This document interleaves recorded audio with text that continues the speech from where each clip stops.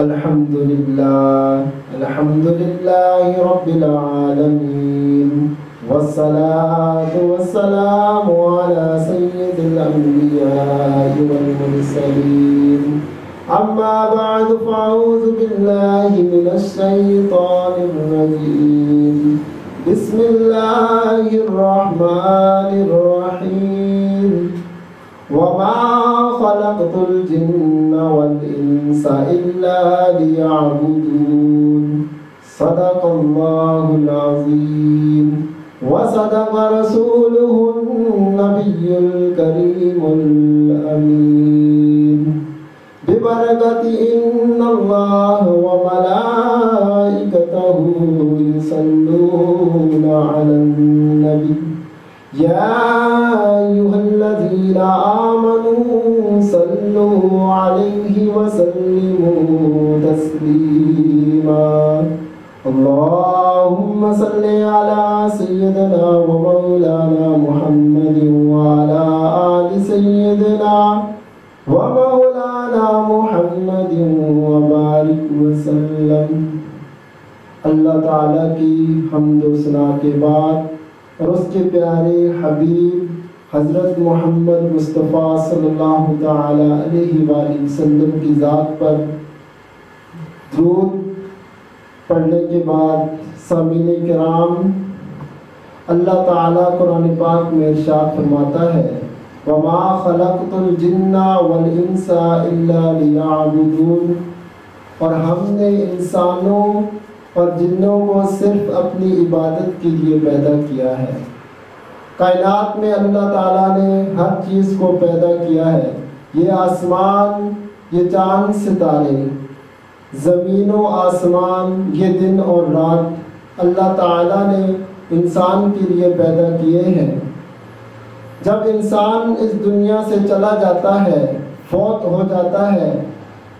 تو سورج کی روشنی پر کوئی فرق نہیں پڑتا، یہ چاند ستاروں کی روشنی پر کوئی فرق نہیں پڑتا، یہ زمین و آسمان پر کوئی فرق نہیں پڑتا، دن و رات بھی ویسے ہی ہوتے ہیں، ان میں بھی کوئی فرق نہیں پڑتا۔ لیکن اگر یہ چاند ستارے نہ ہو، ان کی روشنی نہ ہو، یہ دن رات نہ ہو، تو ان کا انسان پر بہت گہرا اثر پڑتا ہے۔ انسان ان چیزوں کے بغیر زندہ نہیں رہ سکتا۔ اسی لیے اللہ تعالیٰ ارشاد فرماتا ہے کہ ہم نے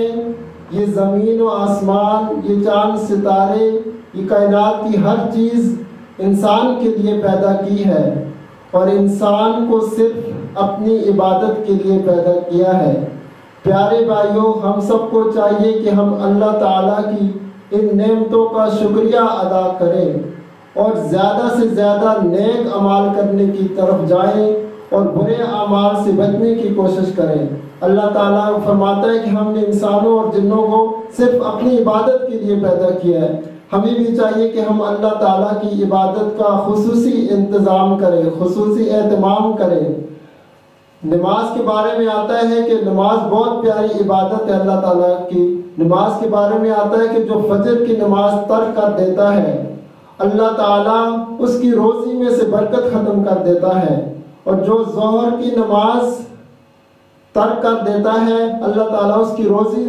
سے برکت ختم کر دیتا ہے، اور جو فجر کی نماز ترک کر دیتا ہے، اللہ تعالیٰ اس کے چہرے سے نور ختم کر دیتا ہے۔ اور پیارے بھائی، جو عصر کی نماز چھوڑ دیتا ہے تو اللہ تعالیٰ اس کے بدن میں سے طاقت ختم کر دیتا ہے، اور جو مغرب کی نماز چھوڑ دیتا ہے تو اس کی اولاد سے اسے کوئی فائدہ حاصل نہ ہوگا، اور جو عشاء کی نماز ترک کر دیتا ہے تو اس کی نیند میں سے سکون ختم کر دیا جاتا ہے۔ پیاری بھائیو، سوچئے اگر ہم فجر کی نماز نہیں پڑھتے تو ہمیں کتنا بڑا نقصان ہو رہا ہے کہ ہمارے چہرے سے نور ختم کر دیا جاتا ہے، ہماری جو نورانی صورت ہے اسے ختم کر دیا جاتا ہے۔